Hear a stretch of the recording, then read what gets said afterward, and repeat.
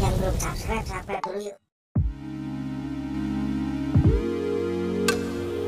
TNI jangan sampai terprovokasi, biar kita yang habisi. Ditulis oleh Alifur Rahman untuk siwot.com. Debat keempat Pilpres 2019 sudah usai. Komentar dan analisis dampak sudah begitu luas diperbincangkan. Semua orang punya sudut pandang yang beragam, dari yang serius sampai hal remeh-temeh, lucu, receh. Namun nampaknya ada satu dampak yang sangat fatal terhadap alam demokrasi yang sudah kita bangun lama. Pernyataan Prabowo yang menyebut TNI lemah memprovokasi intelijen yang memberikan informasi salah soal pertahanan negara. Bisa berdampak pada netralitas TNI di Pilpres 2019, karena jelas pernyataan Prabowo ini sangat menyinggung dan pastinya TNI tidak mau dipimpin oleh orang yang tidak mempercayainya, apalagi menjelek-jelekannya. Memang ada kemungkinan Prabowo salah komunikasi, tidak berpikir tentang dampak negatif yang ditimbulkan, tapi tetap saja TNI tersinggung dengan pernyataan Prabowo. Ini sama seperti mantan yang sudah kita putus lama tiba-tiba berkomentar negatif tentang kita. Jelas tak bisa kita ampuni, apalagi berharap mau balikan. Mustahil. Lalu apa masalahnya kalau TNI tidak netral? Meskipun ini buruk bagi alam demokrasi, bukankah ini akan jadi jaminan Jokowi menang lagi? Secara sederhana memang begitu logikanya, tapi narasi kecurangan yang sudah dibentuk selama berbulan-bulan nantinya akan menemukan pembenaran.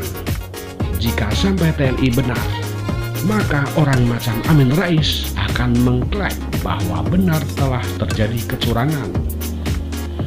Kalau sudah begini, maka seruan untuk melakukan demo atau people power setelah Pilpres usai.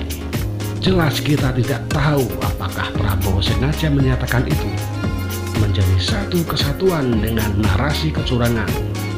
Tapi kalau kita lihat dari konsistensi Prabowo menyebut TNI lemah, perang, itu semacam narasi cuci otak, sejalan dengan menyatakan Prabowo soal Indonesia bubar dan Indonesia punah. Orang-orang intelijen pasti punya analisisnya sendiri soal ini. Melihat dampak negatif ini bisa sangat buruk bagi masa depan Indonesia. Maka kita semua berharap agar TNI bisa sabar dan menahan diri, jangan sampai melakukan hal-hal di luar kewajaran dan bertindak kreatif. Karena justru itu yang ditunggu-tunggu oleh Amin Rais dan komplotannya. TNI tak perlu bereaksi, karena kita semua yakin Prabowo pasti kalah. Di tahun 2014 saja, saat Jokowi masih di level gubernur, sudah kalah, apalagi sekarang. Jokowi sudah menjabat sebagai presiden dan sudah belusukan ke seluruh penjuru negeri, hingga wilayah terluar Indonesia. Sudah jelas Jokowi pasti menang. Bahwa sekarang kita terus berkampanye habis-habisan, menyuarakan pendapat dan mengajak masyarakat memilih. Itu semua kita lakukan untuk meraih kemenangan mutlak, agar kita bisa mencatat rekor dengan kemenangan terbesar sepanjang sejarah pemilu. Selain itu, yang terpenting adalah untuk membungkam provokasi kecurangan.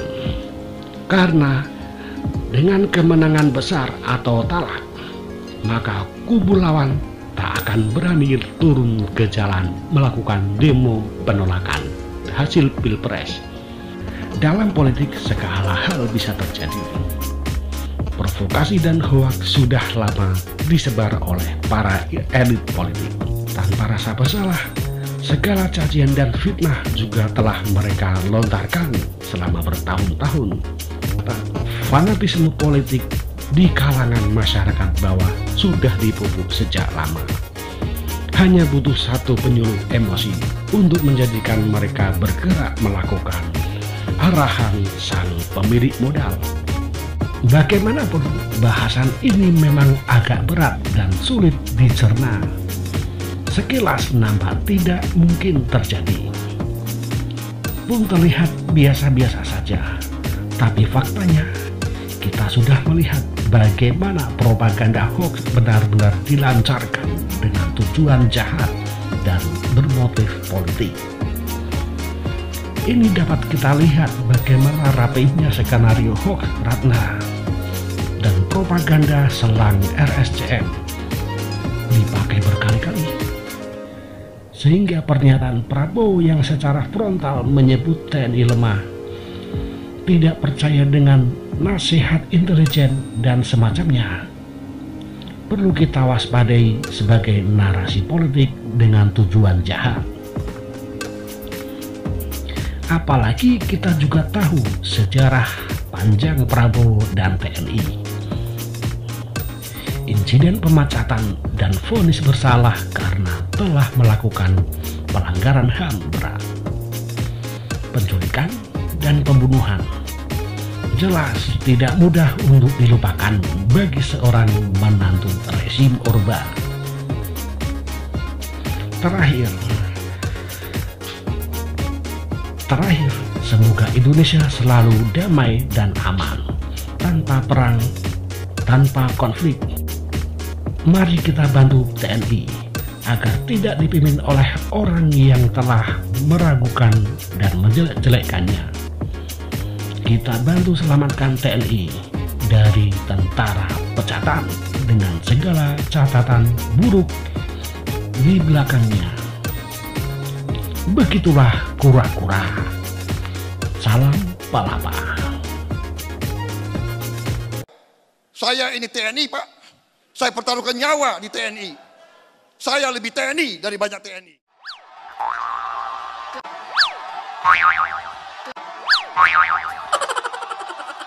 Saya mohon Pak, ini bukan menyalahkan, tapi saya berpendapat kekuatan pertahanan kita sangat rapuh dan lemah.